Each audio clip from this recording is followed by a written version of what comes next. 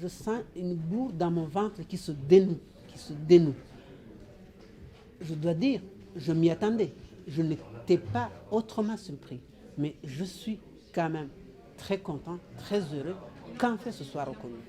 18 ans de mensonges, 18 années de manipulation, 18 années que nous essayons de dire quelque chose et qu'on nous dit le contraire. C'était quand même une libération, une espèce de libération day.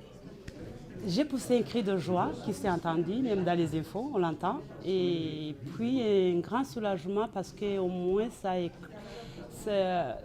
lève un poids et ça éclaire les questions que tout le monde se pose, pas les politiques, mais que la population, surtout française et les amis que je crois, se posent. Et qui a fait quoi, qui vous a fait tuer. Voilà. On était convaincus depuis très très longtemps, et je dirais d'Afrosa, mon épouse, encore plus que moi, que le FPR n'était pour rien dans l'attentat contre l'avion. Je crois que le fait que des experts et des experts français viennent dire aujourd'hui, eh bien les tirs sont partis du camp Canambé, le camp Canambé qui était aux mains de la garde présidentielle et des extrémistes du gouvernement génocidaire, eh bien ça vient véritablement nous conforter. Et je dirais, il me semble qu'à partir d'aujourd'hui, nous allons pouvoir travailler presque plus sereinement dans la lutte contre les présumés génocidaires. Parce qu'on avait toujours cette espèce sur la tête, à ce poids qu'on nous lançait sans arrêt, de nous dire oui, mais c'est le FPR qui a créé sa propre tombe, qui a choisi de sacrifier des Tutsis pour acquérir le pouvoir. Et donc cette épée de Damoclès là qu'on avait sur la tête, même si nous on n'y croyait pas, elle était quand même présente. Et ça nourrissait beaucoup toutes les thèses négationnistes qui pullulent ici dans notre pays. Pour moi, c'était très émouvant. Déjà, le fait que pendant 17 ans, ils ont accusé le Rwanda d'avoir battu l'avion, alors que probablement, moi je pense qu'au fond de mon cœur, ils le savaient. Ils ont fait exprès pour faire traîner les choses. Mais je ne sais pas, je n'arrive pas à exprimer mes sentiments. J'étais très contente. C'est une réaction de soulagement. Parce qu'enfin, la thèse que le gouvernement a toujours tenue, qui est que le Rwanda n'a jamais attenté à la vie du président Habyarimana, que l'armée patriotique rwandaise n'a jamais été impliquée dans cet attentat. Donc c'est un soulagement de voir qu'enfin ce rapport vient rejoindre la position longtemps tenue et clamée par l'armée patriotique rwandaise et les dirigeants du pays. Donc, je rappelle que ce n'est pas une nouveauté dans la mesure où le Rwanda avait déjà mené une telle enquête et que le rapport Mutsinzi était arrivé aux mêmes conclusions. Donc, ce n'est pas un scoop, mais ça reste un soulagement parce que la suspicion qui portait sur les dirigeants du Rwanda est levée définitivement. Enfin, on ouvre les yeux et la vérité sort. Et je me dis, est-ce qu'il a vraiment fallu 17 ans? Est-ce qu'il a fallu des experts, des ça et de ça? Parce que, très très modestement, moi j'étais convaincue que c'était ça. C'était tellement évident que c'était ça. C'était tellement évident. Qui est-ce qui aurait été là dans le camp militaire de Kanobe? C'était le camp le plus fermé. On ne pouvait pas y pénétrer, même si on prête au FPR des pouvoirs magiques d'ubiquité ou quoi, mais c'était pas possible. Mais enfin, j'étais vraiment soulagée que cette fois-ci, voilà, puisqu'il faut toujours des experts, puisqu'il faut toujours des... Maintenant, c'est les experts qui le disent, et vraiment avec des faits concrets. Comment est-ce qu'on peut considérer un rapport comme sérieux, le rapport de Bruguière? Une fois que les avocats le démontent, tu te dis, mais c'est pas possible. Comment est-ce qu'on a pu y croire un instant? Comment est-ce que des prétendus intellectuels, universitaires, qui ont une grande signature, comment est-ce qu'ils peuvent avancer des choses comme ça? Et tout le monde le gobe. Mais en plus, ce que je trouve qu'on oublie toujours, donc avec ce mensonge entretenu, mais n'oublions pas que ça a causé la mort d'un million de personnes.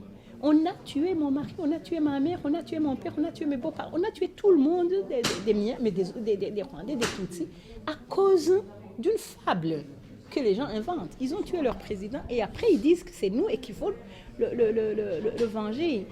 Mais je me dis aussi, quand tu vois où le Rwanda en est, c'est pas seulement nous les victimes du génocide qui ont survécu, mais tu t'imagines combien de gens sont devenus des tueurs à cause de ça. C'est ça aussi que je me suis demandé, combien de gens on a amenés dans la tuerie, on leur crie, allez venger votre président, allez venger votre président, comme si c'était pas mon président aussi. Ça c'est une autre question, mais ça c'est pour plus tard. Il était mon président à moi aussi, à moins qu'on admette que non, le Tutsi n'était pas citoyen du Rwanda.